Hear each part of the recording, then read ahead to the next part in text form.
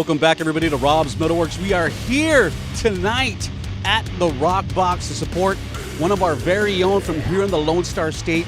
Brings me great pleasure to welcome a band that I've really been after since 2018. The band from Dallas, Creeping Death, and I have Trey, AJ, and the man Reece of the band. Gentlemen, welcome to the show. Hey, how's it doing? Thanks for having us. What's going on? Yeah, guys, I'm not kidding. I was a big fan of the first record that I jammed out to back in 2018, Specter of War.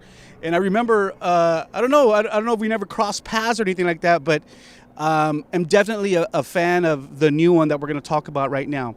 There's people, though, I think, that are still coming on to Creeping Death. So for those people, let's just share a little bit about the beginnings and the formation of Creeping Death and the Dallas metal scene. Okay, so we started in 2015. We were living in Denton. Most of us were going to UNT at the time. Okay, cool. Just kind of we're hardcore kids and really just knew each other from the hardcore scene. And we just really wanted to play something different, I guess. There's always sort of a more metal edge to the hardcore scene in Dallas. So, we were like, let's occupy that spot as a band, so. It was just kind of like, let's try something. We were all really getting into death metal a lot more. So it's like, hey, let's just play something different for once, That's kind of how it started. And then it just kind of snowballed into this now, so. And pretty quickly after that, you guys released your first EP, The Sacrament of Death, which I really didn't even know about until this record came out, because I know you guys reworked a couple of the tracks. So pretty quickly you guys started releasing music. Yeah. I feel like we were spitballing EPs like once a year. Right, for the first 3 years. Yeah. It was demo, EP within like 3 years. So yeah, we were going hard, but within our own schedules. Yeah. And so I think Specter of War really kind of broke the band a little bit. I think a little bit. That's kind of when the record label hit us up. After that, a few months after that. That was kind of unexpected, but the timing was good because I had just finished college, so. It was like, cool, let's go for it. Now you have more time to devote to the band. Exactly, yeah. Yeah, so also, too, I was a really huge fan, and I saw kind of like a huge evolution in the band's sound with the Wretched Illusions record that came out in 2019, right? Was that 2019? Mm-hmm. Talk a little bit about what happened between Specter and Wretched Illusions, because I could really hear a big difference. I think personally, for me anyway, I think I just got better at playing guitar. I was playing more. We were playing more shows. I was just learning more from other people, from my bandmates. So I think that's a big thing. Also, that was the first record we wrote with Lincoln, and Lincoln is just a amazing drummer. Yeah, drummer Lincoln. It was the first time we had actually written something with him. So I think that was like a complete night and day change. It made it so much easier. It let me be more creative because I know that he behind me was going to be able to do something really cool too. So, want to add anything to that, Reece? Yeah, I was going to say I feel like when Lincoln joined the band, the first day we sat down to write with him, it was like we had been doing it for a decade. It was like symbiosis to the extreme. It was awesome. So yeah, writing with Lincoln has been great, and that's I feel like partially why we're here. I just had a funny thought as you're speaking, and I'm looking at you. I'm like, man, this guy looks so much more crazy and dangerous on video than he does in person. I'm just a little chill stoner dude. I don't know. Yeah. I'm pretty. I wouldn't hurt a fly, man. That's good, man. And talk a little bit about the sound too. I mean, people talk about hardcore and death metal. You talked about, hey, some of our roots were in hardcore. And it kind of seems now that the evolution of the band is continuing to happen. And we're going to talk about this man's addition into the band here in a bit. But kind of seemingly moving more away from hardcore and kind of more into, I would say, I don't know if you want to call it death metal or thrash or a combination of those two. Yeah, I just feel like, we are just grabbing more influences from other places, here and there, but still keeping that sort of essence of what Creeping Death is.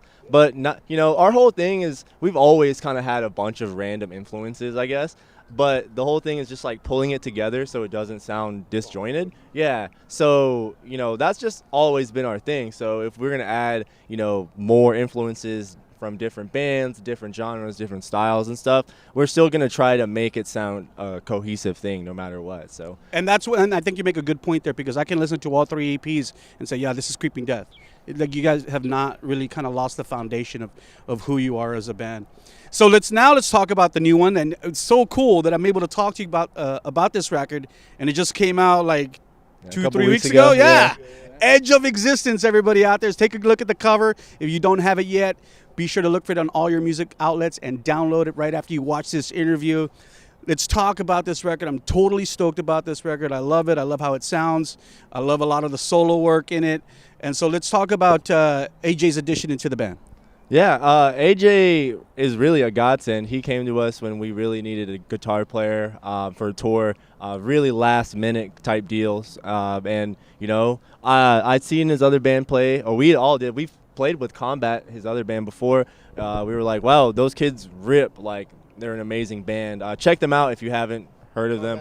Combat with a K. Yep. From the I was asking him off camera, but also from the Dallas Fort Worth metal scene. Yeah, exactly. Yeah. And so we were like, wow, this kid shreds. You know, he's got long hair, kind of got the look. Looks cool. Yeah, you know, let's see if he would be down. And you know, lo and behold, he was like, yeah, you know. So it really helped us out. And when you have a fill-in guitar player, you just hope that they can just competently do it. But not only did AJ just step in and do it, like he shredded like from day one to the point where we were like, we need to add him to the band, guys. Yeah. Like this is Reece, hit him up. Yeah, it's like it's like we definitely were like, yeah, let's have him join. So ever since then, this was what, 2019?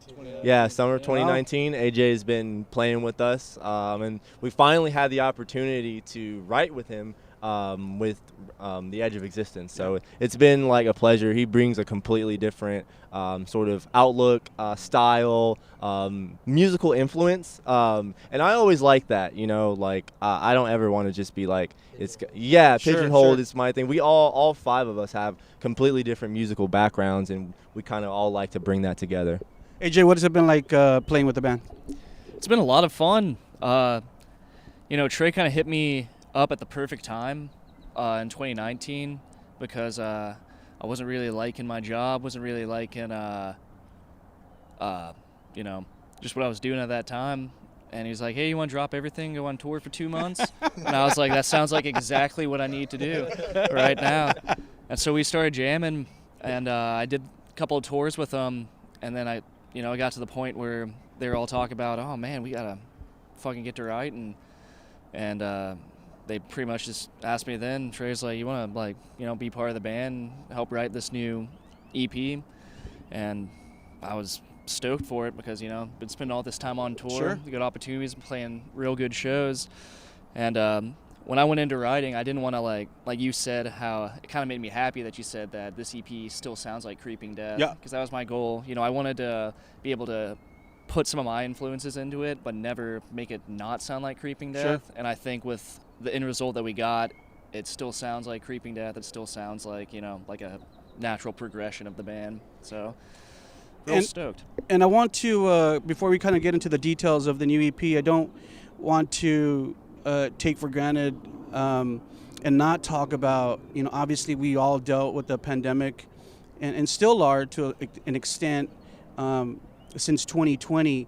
So Trey said you joined the band, a little prior to 2020. So it was a good thing that you had him in the band already during the pandemic time, and that gave you guys the time to write. I'm assuming, is that a good time? Is that what y'all did? Yeah. So we were on tour with the Acacia Strain, Fuming Mouth, and Chamber at the time, and everything just shut down, obviously. So we went home. We were saddled with a bunch of merch debt, didn't know what to do. We were still on the tour cycle for Wretched Illusions. We planned on touring for another we had a year. Pretty much on so we didn't plan on writing anything. So we had nothing in the bank. So that shut down. Luckily, we had our own private jam space. Cool. So we were like, hey, if you guys are comfortable, let's get together and write some music. And we were like, hell yeah. And like nobody was doing anything. So it was really cool to kind of like lean on each other in that weird, tough time. Because it was the only social interaction, the only fun really any of us had for like months. It was the only people outside of our family units and the people that we lived with that we saw for like the first 3-4 months of the pandemic. Yeah. Yeah, so it was really cool to be able to kind of band together and sort of use this as our like outlet to kind of escape the bullshit that was going on in the outside world a little bit. Yeah, and that's kind of cool because, you know, I also like to see, you know, bands, young bands, when, you know, as I walked up, you guys are huddled up and talking and having some cold ones. And that's cool. It kind of seems like also there's a good camaraderie, a good sense of brotherhood in this band too. Oh, yeah. I was going to say, like, when AJ joined the band, it was like he just meshed right in. Like, he was like the fucking boy from the get-go. There's literally no better scenario than having AJ join the band. Like, he's been so sick. He's a fucking road dog. Rules in every aspect on and off the stage. So It sucks to have a great guitar player and then he's a dick, right? Yeah. No, he can be a dick. No, I'm just playing. So we're going to talk a little bit. You know, it kind of seems now we're in a state of uncertainty now with what's happening in the pandemic, but it seems, you know, the numbers are getting good, at least here in South Texas they are, and you know, we'll see how that plays out. But it's great to see that you guys, it kind of worked out, because now this record is out. When things are lightening up, you guys are back on the road. So before we talk about this tour, let's talk a little bit more about Edge of Existence. And I kind of mentioned briefly, really quick, that you guys wrote a few new tracks and then kind of rehashed some of Sacrament of Death. Talk a little bit first. Let's talk a little bit first about these brand new tracks. Yeah. So, like, I feel like basically what happened during the pandemic is we got together and we just wrote a shitload of music so that we could pick and choose what we wanted to drop when we wanted to drop it. Because we wanted, you know, before the pandemic, the plan was just LP2. But we didn't want to drop an LP and not be able to tour on it, kind of thing. So we wanted to keep, you know, the audience engaged. So we did this EP and we had a whole bank of songs to choose from. And I'm super stoked that we did that because, like, we got to pick 3 perfect songs that coincided together really, really well. And then, like, the Sacrament of Death songs, I feel like none of us thought that they got the justice that they deserved on the... I just said I never heard them. So when I heard it, I was like, wow. Yeah, and it's, and like, you know, it's not that they sounded bad. It's just, like, we could play them and perform them much better now. Right. So they got a fresh, you know, take. And, you know, they're really not even changed up very much. It just sounds like... better drummer. The drummer makes a huge difference. Oh, yeah. Lincoln recording the drums is, like, absolutely. Night and day. Lincoln, that's, I think, the biggest Lincoln murdered it. And yeah, it was just really... We've always had, like, a quick deadline when recording, so it was really sick to just be able to pick from, like, a bank. Like, we literally had, like, what, 8 songs? Yeah, 9 songs? 8 songs to pick from. And, I mean, still, we plan on recording an LP coming up hopefully soon. So and my favorite part of that is that we could just pick the songs that fit together, like, symbiotically. Like, I was going to ask you that because lyrically they kind of lend to some of what's happened in the last couple of years. A little bit, yeah. So the lyrics are... Well, that's a loaded topic right there. But yeah, some of it plays on the pandemic and stuff like that. Most of it's about killing God and becoming him. But all the elitists in our global hierarchy. Yeah, but yeah, I did work some you know, pandemic stuff in there, and it was just honestly like writing lyrics. I had the worst writer's block for so long, and then the lockdown happened, and like 3 months in, I was like, damn, I just wrote 3 songs back to back to back. Like, fuck yeah. So, like, not to say that it's been a blessing at all, but, like, you know, it's nice to have content to write about, you know. Inspired you a little bit? For sure. Yeah, it definitely influenced the lyrics. And it will continue to influence the LP, too, and so forth. I heard you guys also went out of state to record this record. Yeah, we went to Arizona to record with Ryan Bram. It was also the first time AJ got to record with us too, so that was really sick. Why go to Arizona and record there at Home Wrecker? So we have never actually like recorded outside of our area. So when we record in DFW, you know, we're going to work, we're doing the same things that we're normally doing. So, like, yeah, we dedicate the time and whatnot, but we're doing it in between our schedules, the person we're recording with schedule, which we love. Like Daniel Schmuck, the person who recorded Wretched Illusions, we love him to death. I play in another band with him called End Times. He's a good friend of ours, and we love his work. He's recorded Power Trip, Frozen Soul, a lot of good stuff. But, you know, we just wanted to, like, have some, you know, time to dedicate to just focus on only recording. Yeah. You know, we were outside of our element. It was just us just recording, and that was it. So it was cool. It was a great experience, and now we know that it was the way, like, we want to record, like, going forward. Like, to get away from Absolutely, yeah. And how did you guys know Ray? We've actually been on tour with him. He plays in a band called Languish. Oh, okay.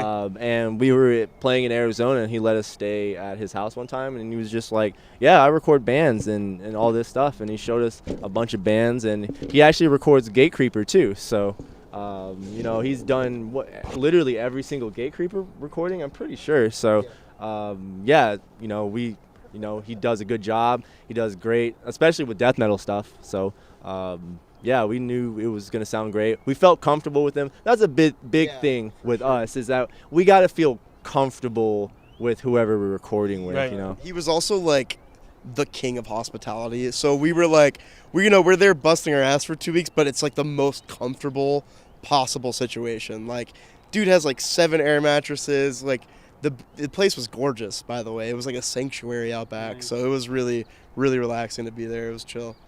Good experience overall. And now you guys are finally out on the road. How long has it been since you've been on the tour? Almost 2 years, year and a half. Wow. Year and a half. Been a while. How does it feel to be back out? Oh, I'm so stoked. Pretty Dude, great. I'm sick of my Pretty couch. great, honestly. I'm sick of the couch. It was nice not saying bye to my dog and my cat for, 2 years, but goddamn, I missed it. Yeah. Being out on the road and enjoying the fans out there, because I keep hearing what great a reception that Edge of Existence has received out in the public too. How does that kind of feel? Feels great, honestly. Yeah. You know, I was, stoked to see how people receive the album, and just looking on Spotify or looking on Apple Music and seeing like, all right, did like we mess up and people don't like this, or like, but I look at it, it seems like people are enjoying it on Facebook. Everybody's leaving happy messages on everything, but it feels great on this tour being able to play a couple of these songs that we just put out. Yeah. So you guys are on this tour, warming through America, and with some killer bands too. Bewitchers, Killer, Enforced, Exhumed. I mean, all killer bands. So, yeah. So, how's it been so far? I keep hearing great things. Oh, it's been it's been so sick. Like, all the shows have been amazing, exceeding our expectations in a lot of places. It's been awesome. Packed out shows. All the people have been super nice. We've been having a great time. All the bands are amazing. Everyone on the tour is super sick. We always say we're like blessed because we've never toured with someone who's an asshole. Like, everyone is super cool. Like, I'm having a great time. I love everyone on this tour. Like, and I'm just stoked. We have another 2.5 weeks left or something. It's also really sick that we just get to see like 3 badass diverse bands every night. Every single night. Yeah. It's super sick. Yeah. That's definitely a good. I'm kind of an Exhumed fanboy, so getting to see them. Oh, really? Getting to see them every night's pretty badass. Yeah. And I'm an Enforced fanboy, so it's awesome being able to tour with the boys. I'm kind of like a Bewitcher fanboy. Kinda. They're covered. All the bases are covered. Speed. What do we call it? Satanic speed metal. Speed black metal. Yeah. That's it. Holy shit! So then we got thrash and death metal. This band, this tour's killer. It goes until November 20. Yeah, November 20th. So you guys got, I think, more than 2 weeks, right? Yeah. We got 3 weeks left. Yeah, 3 weeks left. 3 weeks. Yeah. Yeah. So, what does the rest of the year look for after this tour? You guys gonna take a break for the holidays, or come back out, or what's the plans for 2022? Yeah. So after this, we're take a break for the holiday for a little bit, and we have some stuff that we are planning for very early in the year, like a lot of stuff. But yeah, we're gonna hit next year. We're gonna hit it hard. We're We're gonna hit it hard. Yeah. We can't tell you just yet, but we're gonna be hitting it hard. And you guys did a video for Edge of Existence. Really cool video. I dig that video. I always love to see bands throw down. Thank you. But I was like looking at the video. I'm like, man, these guys are like in the weeds, in the swamp, man. I don't think it was fun shooting this video. We were literally we're from Dallas. We shot that in Georgia. At the gas station in New Orleans, on the way home, we were still finding ticks inside the van. I got sunburnt to all hell. So we filmed that in Georgia. This tool looked like a tomato. I mean, I'm pale like a vampire, man, and like we did like what, 12 to 16 takes where we were standing. And direct sunlight. Direct sunlight. Just those weeds were fucking high, bro. He fell directly into them. Yeah, he had to take 7 takes for a spin kick. Yeah, it was like he was like again, and I'm like, yo, I'm not a robot, dude. I'm human. Like even in sports, nobody does this consecutively 12 times. And just like I just like did it, and I just like landed on one leg, and it was just like just like powered down. Wow. Out because it was literally like this tall, and he had his guitar and he couldn't get out. Yeah, it was a mess. You look nice and sweaty and hot too. Oh yeah. No, we were dude, drenched. I sweat when it's 70 degrees, so.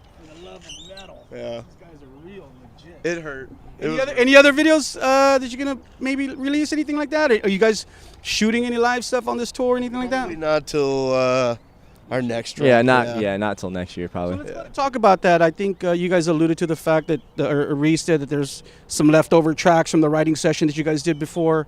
Are those tracks you think legit tracks that you might release, or still need to be reworked and stuff like that? We got a whole banana clip full of fucking tracks. Oh yeah, loaded, cocked, ready to go. Let's go. It's all about the timeline though. So once we, probably can't say anything about it now because we just don't know. Yeah. But Things in a few change, months we'll start figuring timelines out and whatnot. But yes, expect more music relatively soon. Yeah. And I was kind of remiss too, not to mention the fact that you guys are on the eOne music label, and talk a little bit. I think you guys got signed to that label. Was that during Wretched? No, that was before. Oh, Inspector?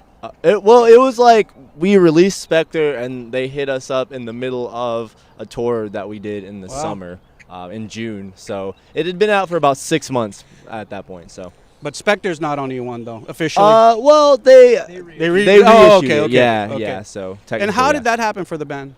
I got this one. Yeah. We played the shittiest show we had ever played in our fucking life. Like it was legit 12 people tops. Like the promoter spin kicked me in the spine so hard that there was like a shoe print for like 2 weeks. It was, and also we loaded out in like a monsoon, a full fucking blown monsoon. Like it was like not even droplets. It was just like water this big. Where was this at again? Baton Rouge, Louisiana. Yeah. So we were just like broken, and we're driving out, and we checked our email, and we're like, what the fuck is this? And we're like, this is fake. And we like started like researching eOne and all this shit. And we were like, whoa, there's some fucking wild ass bands on this shit. And then we hit our James, our manager, and started talking, and we were like, no fucking way. He wasn't even our manager at the time. Yeah, he had just booked the tour, and they were like, hey, these people are trying to reach you. Yeah. And we were like, we thought this was fishing. So like that was kind of a snowball effect. So was he at that show? No. Oh. He's on the East Coast. Yeah. But that was a snowball effect because they reached out to him because he had booked the tour, and we didn't have a manager, and then that ended up him becoming our manager, and then like he had worked with them before, I think, so it was really seamless, and it was sick. We were really surprised because, like I said, we were down and bad, dude. Yeah, it was bad. There was nobody there. We were covered in, I don't know, so a water. bad night turned into a good night. Yeah, absolutely. No, we hadn't told anybody at the time, and the bands we were with, they were just like all miserable. They were yelling at each other. They were like. It was so funny. They were we were promised beer and all this stuff, and they didn't come through, and they were pissed about that, and it was just like really bleak. But we were all just kind of like, whatever. Like we just got for the deal. Yeah, this is cool. So obviously, this cat had jammed to Specter. Yeah, Apparently so. I think it was. I think the hookup was Mike Sierra, right? Yeah, someone from Jacksonville. Out of Jacksonville, and they had like a contact with him, and they were like, "Hey, Bill Meese." Bill Meese, yeah. He's the one who was. They had some mutual contact where we played a show in Jacksonville, and they ended up talking, and they just hit us with an offer. Bill is one of the guys at the label who I guess was the one who was like, "Hey, we need to sign this band." So yeah, so. And so. New music hopefully will come out next year. Are you guys like just kind of forecasting for spring, summer? The hope is winter-ish. No, that's to record, not to release. No, I'm saying like December of next year. Oh yeah, fall.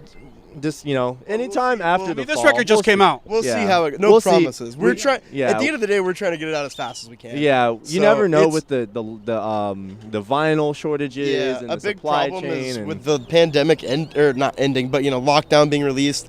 All these bands have all this demand from all these people, whether it be vinyl or recording or engineers or whatever. So like we're at the mercy of other people's timeline right now. I hear all the logistics, the fans, and people like me don't hear about. We just want new shit. No, but this EP definitely deserves a lot of support. I hope you guys will continue to support it at the end of this year and in 2022. One last question, gentlemen, before I let you go. We've like I told you before, I don't go up to the Dallas metal scene very often, but I have been working with some Dallas metal bands. I interviewed Frozen Soul not too long ago, and we had a band called Lockjaw here. Obviously, you know, we've done Power Trip in the past. Let's talk a little bit. It kind of seems to me that you know, the Dallas metal scene obviously has this long, you know, legendary cloth of metal bands that have come out and been revered and respected in Texas. And I want to kind of know what's happening now, because to me it kind of seems like it's just as stronger as ever.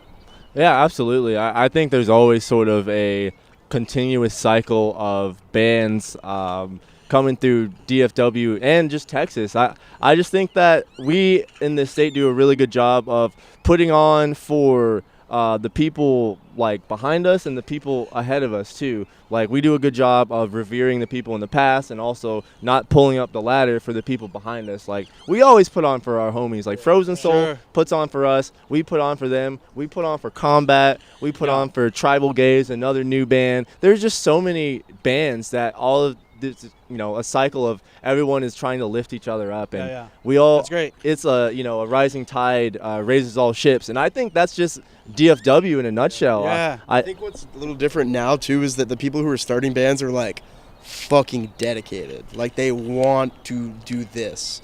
So like Frozen Soul, like Chad, dude. Yeah. Dude works his ass off. Like, yeah, I feel like all the new bands are people who like want it. They're hungry. You know? And they're talented. They're extremely talented too. So. And things are happening. You know, people are getting signed. You know, music is getting distributed. You guys are being well known outside of the region. Yeah, you know, the eyes are on the state of Texas right now. You know, and so it's sick. Like, you know, and you just want to be a good representation, and also when there's eyes on you, you want to be like, hey, also look at all this stuff like behind me too. You know, like there's all sorts of stuff where you can, like, the success of like one group from an area can just like be such a boon for the whole scene, the whole area, the whole state, if you just do it right. And that's what we're trying to do. I know Frozen Soul does that. That's just always been instilled to us from bands in the past, Power Trip, Iron Age, like, you know, that's kind of how they did it, and that's just kind of how we're gonna do it, and the bands coming up after us are gonna do it. It's just kind of always gonna be a thing. I feel like that cycle has been instilled within the Texas metal, hardcore, punk scene, whatever you want to call it. It's just in our ethos now, so I think it's pretty sick. And then also respect to all the old school Dallas bands like Gamacide and Rigor Mortis and all of those old bands too that kind of really helped establish the scene.